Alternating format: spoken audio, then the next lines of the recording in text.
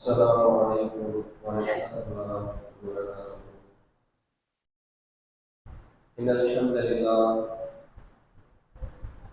إن الحمد لله نحمده ونستعينه ونستغفره ونعوذ بالله من شرور أنفسنا ومن سيئات أعمالنا ومن يهده الله فلا مضل له ومن يضلل فلا هادي له وأشهد أن لا إله إلا الله وحده لا شريك له وأشهد أن محمدا عبده ورسوله أما بعد يا أيها الناس اتقوا ربكم الذي خلقكم من نفس واحدة وخلق منها زوجها وبث منهما رجالا كثيرا ونساء واتقوا الله الذي تساءلون به والأرحام إن الله كان عليكم رقيبا إن أصدق الحديث كتاب الله وأحسن الحديث حديث محمد وشر الأمور محدثاتها وكل محدثة بدعة وكل بدعة ضلالة وكل ضلالة في النار. قال ربي اشرح لي صدري ويسر لي أمري واحلل عقدة من لساني يفقهوا قولي ربي زدني علما. இல்லாமல் அல்லாஹ்வினுடைய நல்லடியார்களே, இந்த ஏக இறைவனுடைய சாந்தியும் சமாதானமும் வற்றாத பேரன்பும் பெருங்கருணையும் அன்பும் காதலும் பாசமும் நேசமும் காரிருந்த மக்களை காட்சிப்படுத்திய கண்மணி நாயகம் ஸல்லல்லாஹு அலைஹி வஸல்லம் அவர்கள் மீதும் தங்களினுடைய கல்நெஞ்சத்தை கண்ணியமாக மாற்றிக்கொண்ட உத்தம சத்திய சஹாபாக்கள் சஹாபிய பெண்மணிகள் மீதும் இன்றைய ஜும்ஆவுடைய தினத்திலே இறைவனிடத்திலே நன்மை எதிர்பார்த்தவர்களாக அமர்ந்திருக்கக்கூடிய நம் அனைவர்கள் மீதும் என்றென்றும் என்று நிலவட்டமாக என்று பிரார்த்தித்த வண்ணம் இந்த ஜும்ஆவுடைய உரையை ஆரம்பம் செய்தது. உரைக்குள்ளே சொல்வதற்கு முன்பாக கண்மணி நாயகம் ஸல்லல்லாஹு அலைஹி வஸல்லம் அவர்கள் தன்னுடைய வாழ்க்கையில் செய்த ஒவ்வொரு ஜும்ஆவுடைய தினத்திலேயும் மக்களுக்கு மத்தியிலே ஒரு விஷயத்தை குறித்து எச்சரிக்கை செய்யக்கூடியவர்களாக இருந்தார்கள். அல்லாஹ்வுடைய தூதர் அவர்கள் கூறினார்கள், இதா குன்தலி சாஹிபிக யௌமுல் ஜும்ஆ அன்சித் வல் இமாம் யஹ்துபு.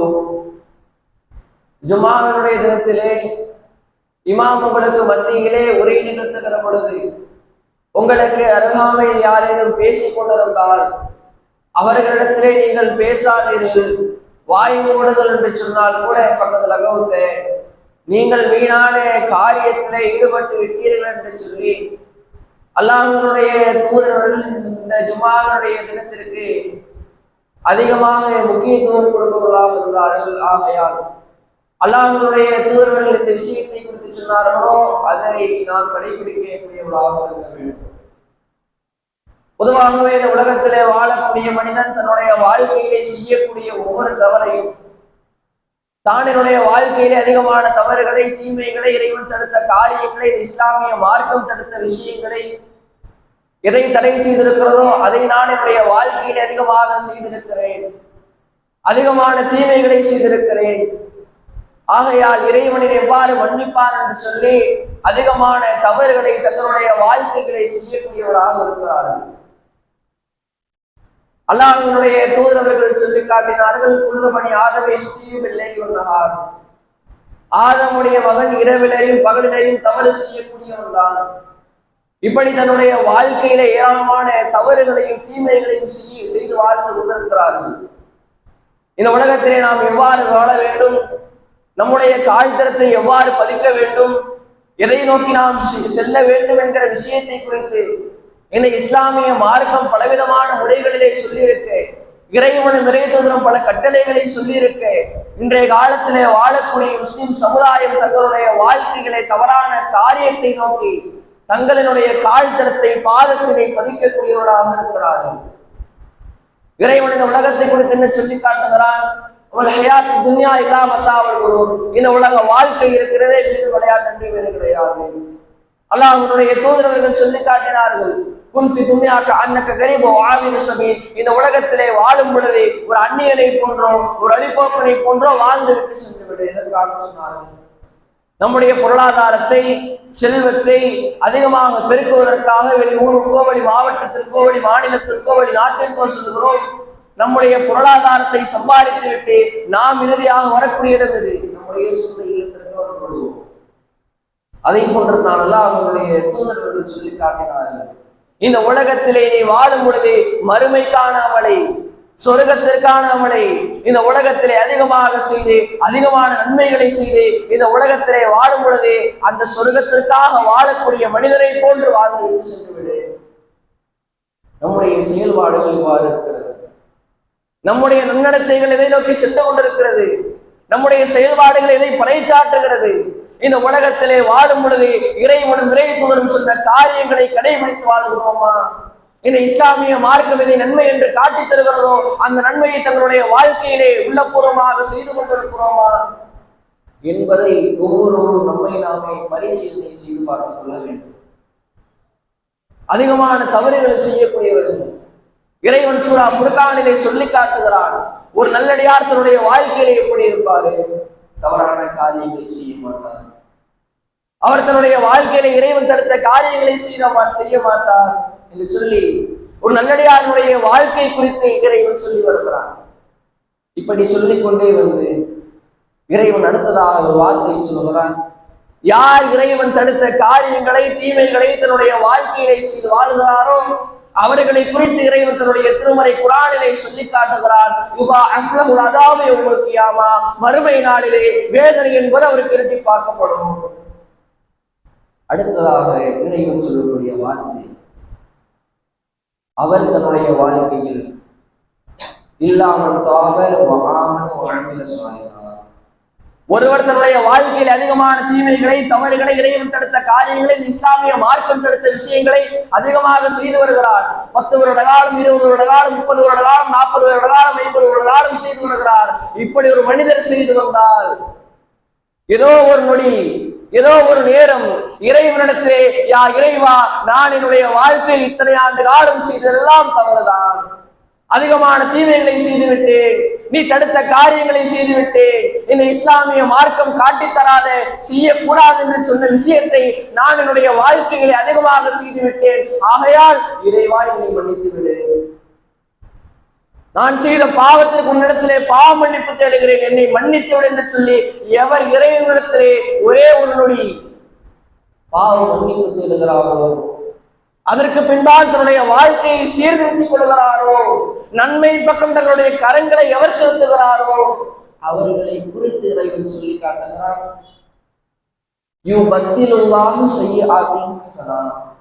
அவர் தன்னுடைய வாழ்க்கையிலே செய்த அத்தனை ஆண்டு காலம் செய்த தவறுகள், தீமைகள் அப்படியே நன்மையாக மாற்றப்படுகிறது.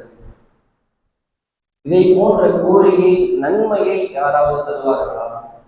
எவ்வளவோ தீமைகளை நாம் நம்முடைய வாழ்க்கையில் செய்திருக்கலாம், இறைவன் தடுத்த காரியங்களை செய்திருக்கலாம். ஒரே ஒரு நடி நம்முடைய தவறுகளை சீர்திருத்திக் கொண்டு இறைவனிடத்திலே பாவ மன்னிப்பு தேடினோம் என்று சொன்னார், இறைவன் நம்முடைய தீமைகளை அப்படியே நன்மையாக மாற்றுகிறார். இப்படியாப்பட்ட இறைவனுக்கு நாம் நம்முடைய வாழ்க்கையிலே செய்யக்கூடிய கைமாறுகின்ற இந்த அளவிற்கு நன்மையை தருகிறார், இந்த அளவிற்கு பாசத்தை வைத்திருக்கிறார், இந்த அளவிற்கு நேசத்தை வைத்திருக்கிறார். அப்படியாப்பட்ட இறைவனுக்காக நாம் நம்முடைய வாழ்க்கையிலே இந்த உலகத்திலே இவ்வாறு வாழ்ந்து கொண்டிருக்கிறோம் என்பதை ஒவ்வொருவரும் பரிசீலனை செய்து பார்த்துக் கொள்ளுங்கள். இந்த உலகத்திலே நாம் வாழ்ந்து கொண்டிருக்கும் பொழுது ஏதோ ஒரு மனிதருக்கு நாம் வேலை செய்து கொண்டிருக்கிறோம், அவருக்கு கீழாக நாம் இருக்கிறோம். ஒவ்வொரு நாளும் நாம் வேலை செய்து கொண்டிருக்க ஏதோ ஒரு நாள் நாம் வேலை செய்ய தவறு விடுகிறோம், அதற்கான கூலியை நமக்கு அவர் கொடுக்க மாட்டார். ஆனால் இறைவனுடைய கூலி எத்தகையது தெரியுமா? அல்லாஹ்வுடைய தூதர் அவர்கள் சொல்லி காட்டினார்கள், பமன் ஹம்மவி ஹசனான், ஒருவர் ஒரு நன்மையை செய்ய வேண்டும் நினைக்கிறார், பலம் யஅமல்ஹா, ஆனால் அந்த நன்மையை அவர் செய்யவில்லை, கத்தமல்லாஹு இந்தஹு ஹஸனத்தன் காமிலா, இறைவன் அவர் செய்யாத நன்மைக்கு தன்னிடத்திலே அவர் செய்ததாக இறைவன் நன்மை எழுதுகிறார். நாம் ஒரு பாதையை கடந்து செல்கிறோம், அப்படி கடந்து செல்லும் பொழுது அந்த பாதைக்கு இடையூறாக ஒரு பொருள் கிடக்கிறது, அந்த பொருளை நாம் அகற்ற வேண்டும் நினைக்கிறோம். ஆனால் நாம் அந்த பொருளை அகற்றவில்லை, நாம் அந்த இடத்தை விட்டு நம்முடைய வேலையின் காரணத்தினால், அவசரத்தின் காரணத்தினால் நாம் அந்த இடத்தை விட்டு கடந்து சென்று விடுகிறோம். நம்முடைய மனதிலே நாம் எண்ணியதற்காக இறைவன் நமக்கு அந்த நன்மையை செய்ததாக கூறியிருக்கிறார். அப்படியாப்பட்ட இறைவன் இந்த அளவிற்கு நன்மையை தருகிறான், பாசத்தை வைத்திருக்கிறான். நம்முடைய செயல்பாடுகள் எவ்வாறு இருக்கிறது? அடுத்ததாக அல்லாஹ்வுடைய தூதரவர்கள் சொல்லி காட்டினார், ஒருவர் ஒரு நன்மையை செய்ய நினைக்கிறார், அந்த நன்மையை அவர் செய்து விட்டார். அப்படி செய்து விட்டால் சுமார் 1 to 200 மடங்கு வரைக்கும் இறைவன் கூலியை கொடுக்கக்கூடியவனாக இருக்கிறார். இப்படியாப்பட்ட கூலிக்காக, இப்படியாப்பட்ட நன்மைக்காக நாம் நம்முடைய வாழ்க்கையில் இவ்வாறு வாழ்ந்து கொண்டிருக்கிறோம். இந்த உலகத்திலே வாழக்கூடிய மனிதர் அவர் தரக்கூடிய பொருளாதாரத்திற்காக நாம் நம்முடைய வாழ்க்கையிலே வாழ்க்கை முழுவதுமாக அவருக்கு நன்றி கடனுடன் வாழ்க்கை முழுவதுமாக அவருக்கு நாம் உதவி செய்ய வேண்டும் நினைக்கிறோம், வாழ்க்கை முழுவதுமாக அவரோடு அன்போடு இருக்க வேண்டும் நினைக்கிறோம், வாழ்க்கை முழுவதுமாக அவரோடு சகோதரத்துவத்தோடு இருக்க வேண்டும் நினைக்கிறோம். ஆனால் இந்த உலகத்திலே வாழக்கூடிய மனிதனை அத்தனை விஷயங்களையும் கொடுத்த இறைவனுக்காக நாம் நம்முடைய வாழ்க்கையிலே எவ்வாறு வாழ்ந்து கொண்டிருக்கிறோம்? இவ்வளவு விஷயங்களையும் கொடுத்த இறைவன் இந்த மனிதர்களை குறித்து தன்னுடைய திருமறை குர்ஆனிலே சொல்லி காட்டுகிறார். இந்த மனிதன் தன்னுடைய வாழ்க்கையில் எப்படி இருக்கிறான் தெரியுமா? இருக்கக்கூடிய அதிகமான மனிதர்கள் நினைக்கலாம், நான் என்னுடைய வாழ்க்கையிலே பட்டம் பெற்றிருக்கிறேன். சில பேர் நினைக்கலாம், நான் என்னுடைய வாழ்க்கையில் எந்த ஒரு பட்டத்தையும் பெறவில்லை. ஆனால் இந்த மனித சமுதாயம் அனைவர்களுக்கும் இறைவன் ஒரு பட்டத்தை சொல்லுகிறான். அது ஒரு சிறந்த பட்டம் கிடையாது. இறைவன் தன்னுடைய திருமறை குர்ஆனிலே சொல்லி காட்டுகிறான், மனிதன் எப்படி இருக்கிறான் தெரியுமா? இன்னல் இன்சானு லஃபீ தொடரும். இந்த மனிதன் இறைவனுக்கு நன்றி கட்டவனாகத்தான் இருக்கிறான். எவ்வளவு பொருளாதாரத்தை கொடுத்திருந்தாலும், அவனுக்கு தேவையான உடல் வலிமையை கொடுத்திருந்தாலும், அவனுக்கு தேவையான இயற்கை சுற்றுச்சூழலை ஏற்படுத்தி தந்திருந்தாலும், அவன் தன்னுடைய வாழ்க்கையிலே அந்த இறைவனுக்காக தன்னுடைய வாழ்க்கையிலே நன்றி செலுத்துவது கிடையாது. மாறாக நன்றி கட்டத்தனமாகத்தான் வாழ்ந்து கொண்டிருக்கிறான். அடுத்ததாக இறைவன் மனிதனுடைய தன்மையை சொல்லி காட்டுகிறான். அவன் தன்னுடைய வாழ்க்கைகளை பொருளாதாரத்தை நேசிப்பதில் தான் கடுமை காட்டக்கூடியவனாக இருக்கிறான். தன்னுடைய வாழ்க்கை முழுவதுமாக பொருளாதாரம் பொருளாதாரம் பொருளாதாரம் என்று அந்த பொருளாதாரத்தை நோக்கித்தான் தன்னுடைய கால்தரத்தினை தன்னுடைய பாதத்தினை பதிக்கக்கூடியவனாக இருக்கிறான். இறைவன் கொடுக்கக்கூடிய பாசத்திற்கோ, இறைவன் காட்டக்கூடிய நேசத்திற்கோ, இறைவன் கொடுக்கக்கூடிய கூலிக்கோ தன்னுடைய வாழ்க்கைகளே அப்படியாப்பட்ட இறைவனுக்கு அவன் நன்றி செலுத்துவது கிடையாது என்று சொல்லி இந்த மோசமான பட்டத்தினை இறைவன் இந்த மனித சமுதாயத்திற்கு கொடுக்கக்கூடியவராக இருக்கிறார். இந்த பட்டத்திற்கு நாம் தகுதியானவரா என்பதை ஒவ்வொருவரும் பரிசீலனை செய்து பார்த்துக் கொள்ளுங்கள். அல்லாஹ்வுடைய தூதரவர்கள் தன்னுடைய இல்லத்திலே நின்று அதிகமான நன்மைகளை செய்து வரும் பொழுது, அதிகமான அமல்களை செய்து வரும் பொழுது, அவர்களுடைய மனைவி அல்லாஹ்வுடைய தூதரவர்களை பார்த்து கேட்கிறார்கள், மா சனஅத யா ரசூலல்லாஹ், அல்லாஹ்வுடைய தூதரவர்களே, நீங்கள் என்ன செய்து கொண்டிருக்கிறீர்கள்?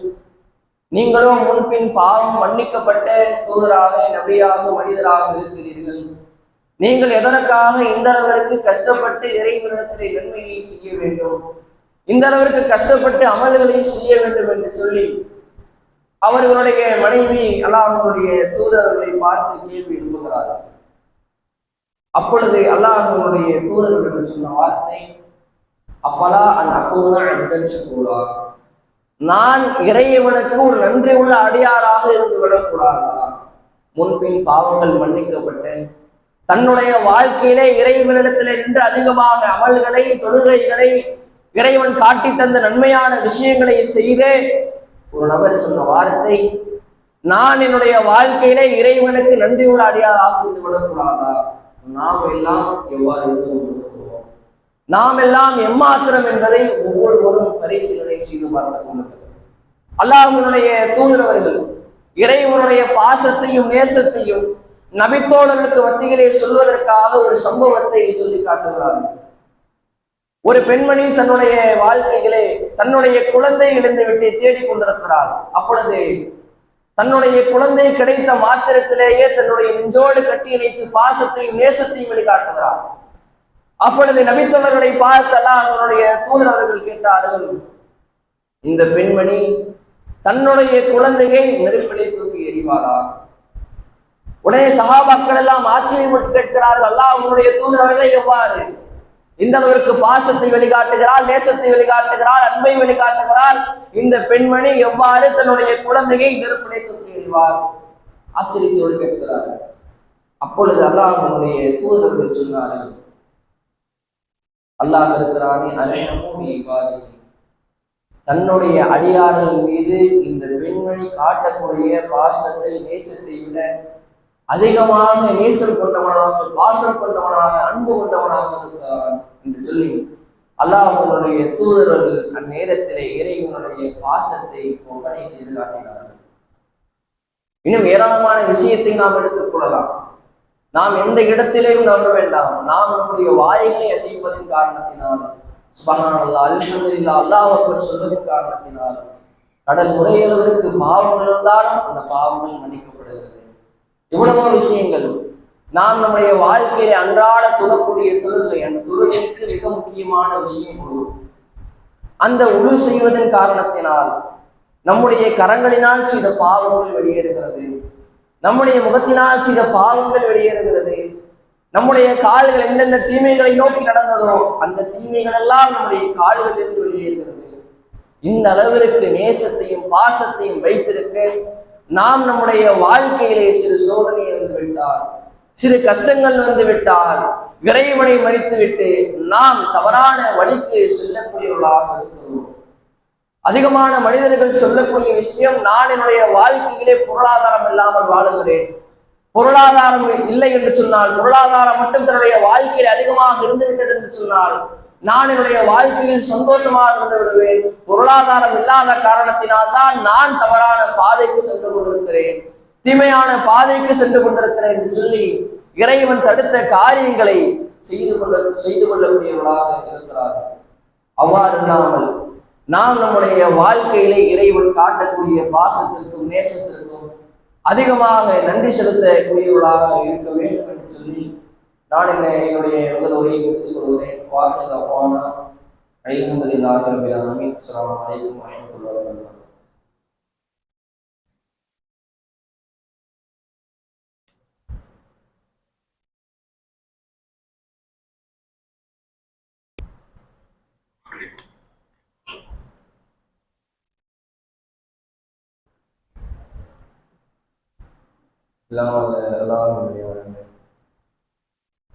முதல்வரையிலே இறைவன் இந்த மனித சமுதாயத்தின் மீது அதிகமாக அன்பையும் வாசத்தையும் வைத்திருக்கிறார். நாம் நம்முடைய வாழ்க்கையிலே அப்படியாப்பட்ட இறைவனுக்காக அதிகமாக நன்றி உள்ள அடியாராக இருக்க வேண்டும் என்று பாடுகிறோம்.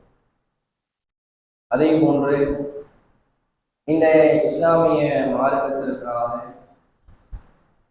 நேரத்தளவினாலோ உடலளவினாலோ உயிரளவினாலோ நாம் இந்த இஸ்லாத்திற்காக தியாகம் செய்து கொண்டிருக்கிறோமா? இந்த இஸ்லாமிய மார்க்கத்திற்காக நம்முடைய செயல்பாடுகளை அதிகமாக செய்து கொண்டிருக்கிறோமா என்பது கேள்விக்குறியாக இருக்கிறது. அன்றைய காலத்திலே வாழ்ந்த சஹாபாக்கள் தன்னுடைய வாழ்க்கையிலே எந்த அளவிற்கு கஷ்டங்கள் சோதனைகள் வந்தாலும் இந்த இஸ்லாத்திற்காக இறைவனுக்காக தங்களினுடைய உடலளவினாலும் உயிரளவினாலும் நேரத்தளவினாலும் அதிகமாக தியாகம் செய்யக்கூடியவர்களாக இருந்தார்கள். எந்த அளவிற்கு என்று சொன்னால், இந்த இஸ்லாமிய மார்க்கம் சொல்லக்கூடிய கட்டளைகள், இந்த இஸ்லாமிய மார்க்கம் தடுக்கக்கூடிய விஷயங்கள், இதை அனைத்தையும் தெரிந்து வாழக்கூடிய நாம் இந்த இஸ்லாத்திற்காக தியாகம் செய்யக்கூடியவர்களாக இல்லை. ஆனால் அன்றைய காலத்திலே வாழக்கூடிய சஹாபாக்கள் இந்த இஸ்லாமிய மார்க்கத்தினுடைய கட்டளை தெரியாமல், இந்த இஸ்லாமிய மார்க்கம் இதை தடுக்கிறது என்று தெரியாமல், தன்னுடைய வாழ்க்கையிலே இந்த இஸ்லாமிய மார்க்கத்தை ஓரிரை கொள்கையை எந்த நொடியிலே எந்த நேரத்திலே இந்த தருணத்திலே ஏற்றுக்கொண்டார்களோ அந்த தருணத்திலேயே இந்த இஸ்லாமிய மார்க்கத்திற்காக தங்களினுடைய உடலை தியாகம் செய்யக்கூடியவர்களாக இருந்தார்கள். அப்படியாப்பட்ட ஒரு நபித்தோழர் தான் அபூதர் அல் கிஃபார் என்று சொல்லக்கூடிய நபித்தோழர். தன்னுடைய வாழ்க்கையிலே ஆரம்ப காலகட்டத்திலே அல்லாஹ்வுடைய தூதர் அவர்கள் மக்காவிலே இந்த இஸ்லாமிய மார்க்கத்தை சொல்லுகிறார்கள் என்ற விஷயம் தெரிந்த மாத்திரத்திலேயே தன்னுடைய சகோதரர் அழைக்கிறார்கள், நீங்கள் மக்காவிற்கு சென்று அந்த நபரை பார்த்து விட்டு வாருங்கள். தன்னுடைய சகோதரர் மக்காவிற்கு பயணிக்கிறார், அல்லாஹ்வுடைய தூதரை சந்திக்கிறார், சந்தித்து விட்டு திரும்பி தன்னுடைய சகோதரத்திலே வருகிறார். அபூதர் அல் கிஃபாரே அவர் தன்னுடைய வாழ்க்கையிலே மக்களுக்கு மத்தியிலே ஓரிரை கொள்கை ஏவுகிறார், நன்மை ஏவுகிறார், தீமையை தடுக்கிறார். நான் தான் இறைவனுடைய தூதர் என்று மக்களுக்கு மத்தியிலே பிரச்சாரம் செய்கிறார் என்கிற விஷயத்தை தன்னுடைய சகோதரத்திலே சொல்லுகிறார். அபூதர் அல் கிஃபாரி அவர்கள் மக்காவிற்கு பயணித்து வருகிறார்கள். அல்லாஹ்வுடைய தூதர்கள் சந்திக்கிறார்கள்.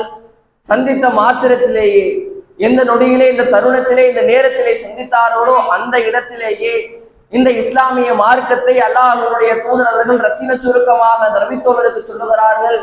இந்த ஓரிரை கொள்கையை அந்த நபித்தோழர் ஏற்றுக்கொள்கிறார். மற்றபடி எந்த ஒரு விஷயமும் அவருக்கு தெரியாது. இந்த இஸ்லாமிய மார்க்கம் என்னென்ன சொல்லுகிறது, எவ்வாறு வாழ சொல்லுகிறது, இந்த இஸ்லாமிய மார்க்கத்திலே இறைவனும் இறைத்தூதரும் என்னென்ன விஷயத்தை தடுக்கிறார்கள், தடை செய்திருக்கிறார்கள் என்கிற விஷயம் எல்லாம் அவருக்கு தெரியாது. லா இலாஹ இல்லல்லாஹ் முஹம்மது ரசூலுல்லாஹ் என்று சொல்லக்கூடிய இந்த ஓரிரை கொள்கையை அவர் ஏற்றிருக்கிறார். உடனே அல்லாஹ்வுடைய தூதர் அவர்கள் அந்த நபித்தோழரை பார்த்து சொல்லுகிறார்கள், யா அபூதர் அல் கிஃபாரே, நீங்கள் தற்பொழுது இந்த இஸ்லாமிய மார்க்கத்தை ஏற்றுக்கொண்டீர்கள், ஆனால் நீங்கள் இந்த இஸ்லாமிய மார்க்கத்தை ஏற்றுக்கொண்ட விஷயத்தை மக்களுக்கு மத்தியிலே வெளிப்படுத்த வேண்டாம். இந்த இஸ்லாமிய மார்க்கம் எப்பொழுது வெற்றியடைகிறதோ, இந்த இஸ்லாமிய மார்க்கம் எப்பொழுது பரவுகிறதோ அந்த நேரத்திலே நீங்கள் இந்த இஸ்லாமிய மார்க்கத்தை ஏற்றுக்கொண்ட விஷயத்தை மக்களுக்கு மத்தியிலே வெளிப்படுத்தலாம் என்று சொல்லுகிறார்கள்.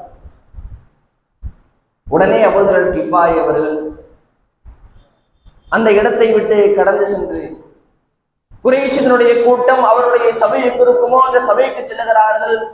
அங்கே சென்று யாம் அஷ்ஹர குறைஷ், குறைஷ் கூட்டத்தினரே, இன்னி அஷ்ஹது அல்லா இலாஹ இல்லல்லாஹ் வ அஷ்ஹது அன்ன முஹம்மது ரசூலுல்லாஹ், அல்லாஹ் மட்டும்தான் இறைவன், இந்த முகமது என்று சொல்லக்கூடிய மனிதர் இறைவனுடைய தூதர் என்று நான் சாட்சிக் கொள்கிறேன் என்று சொல்லக்கூடிய இந்த ஓரிரை கொள்கையை அந்த மனிதனுக்கு மத்தியிலே ஏவுகிறார்கள். அந்த மனிதன் எல்லாம் அல்லாஹ் இந்த நபித்தோழரை அடிக்கிறார்கள், உதிக்கிறார்கள். எந்த ஒரு விஷயமும் தெரியாது. இந்த இஸ்லாமிய மார்க்கத்திற்காக தியாகம் செய்ய வேண்டும், இந்த இஸ்லாமிய மார்க்கத்திற்காக தன்னுடைய உயிரை கொடுக்க வேண்டும், இந்த இஸ்லாமிய மார்க்கத்திற்காக தன்னுடைய உடலை தியாகம் செய்ய வேண்டும் என்கிற விஷயம் எல்லாம் அவருக்கு தெரியாது. ஆனால் இந்த ஓரிரை கொள்கை ஏற்ற காரணத்தினால் உடனே இந்த ஓரிரை கொள்கையை அந்த காஃபிர்களுக்கு மத்தியிலே சொல்லுகிறார். தன்னுடைய உடலெல்லாம் காயம் ஏற்படுகிறது. அத்தோடு அவருடைய தியாகம் நிற்கவில்லை. மறுநாள் ஆகிறது. மறுநாளும் அதே போன்று செல்லுகிறார். அதே போன்று யாம் அஷ்ஹர குறைஷ், குறைஷ் கூட்டத்தினரே, இன்னி அஷ்ஹது அல்லா இலாஹ இல்லல்லாஹ் வ அஷ்ஹது அன்ன முஹம்மது ரசூலுல்லாஹ், அல்லாஹ் மட்டும்தான் இறைவன், இந்த முகமது என்று சொல்லக்கூடிய மனிதர் இறைவனுடைய தூதர் என்று நான் சாட்சி கூறுகிறேன். மறுபடியும் சொல்கிறார், மறுபடியும் முடிக்கிறார். அந்த அளவிற்கு இந்த இஸ்லாமிய மார்க்கம் சரியான விஷயங்களை தன்னுடைய வாழ்க்கையிலே இந்த ஓரிரை கொள்கை ஏற்ற காரணத்தினால் தன்னுடைய உடலை தியாகம் செய்தார்கள். நம்முடைய வாழ்க்கையில் அவ்வாறு வாழ்ந்து கொண்டிருக்கிறோமா? இந்த இஸ்லாமிய மார்க்கம் என்ன சொல்லுகிறது, எதை செய்ய வேண்டும் என்று சொல்லுகிறது, எதை செய்யக்கூடாது என்று சொல்லுகிறது என்கிற எல்லா விஷயத்தையும் அறிந்திருக்கக்கூடிய நாம் நம்முடைய வாழ்க்கையிலே இந்த இஸ்லாத்திற்காக செய்த தியாகங்கள் என்ன? பொருளாதார அளவிலான தியாகம் செய்திருக்கிறோமா? உடல் அளவிலான தியாகம் செய்திருக்கிறோமா? நம்முடைய வாழ்க்கையிலே நாம் எவ்வாறு வாழ்ந்து கொண்டிருக்கிறோம்? சிறு சோதனைகள், கஷ்டங்கள் வந்துவிட்டால் இந்த இஸ்லாமிய மார்க்கத்தை விட்டு தவறான வழிக்கு நாம் செல்லக்கூடியவர்களாக இருக்க வேண்டும். உமர் ரலியல்லாஹு அவர்கள் தன்னுடைய வாழ்க்கையிலே தங்களுடைய பொருளாதாரங்களை இந்த இஸ்லாத்திற்காக அதிகமாக தியாகம் செய்யக்கூடியவர்களாக இருந்தார்கள். ஆனால் நாம் நம்முடைய வாழ்க்கையிலே பொருளாதாரங்கள் அதிகரித்து விட்டால் அதை வைத்து பெருமை அடிக்கக்கூடியவர்களாகும், பொருளாதாரங்கள் அதிகரித்து விட்டால் அதை வைத்து தவறான காரியத்தை செய்யக்கூடியவர்களாகவும் இருந்து கொண்டிருக்கிறோம். அவ்வாறு நாம் நம்முடைய வாழ்க்கையில இல்லாமல் நம்முடைய பொருளாதாரங்களை இந்த இஸ்லாமிய மார்க்கத்திற்காக அதிகமாக வாரி இறைக்கக்கூடியவர்களாக இருக்க வேண்டும் என்று சொல்லி எனக்கு இந்த உரைகளை முடித்துக் கொள்கிறேன். வாசல் அஹ்வான அல்ஹம்துலில்லாஹி ரப்பில் ஆலமீன். அஸ்ஸலாமு அலைக்கும் வரஹ்மத்துல்லாஹி வபரகாத்துஹு.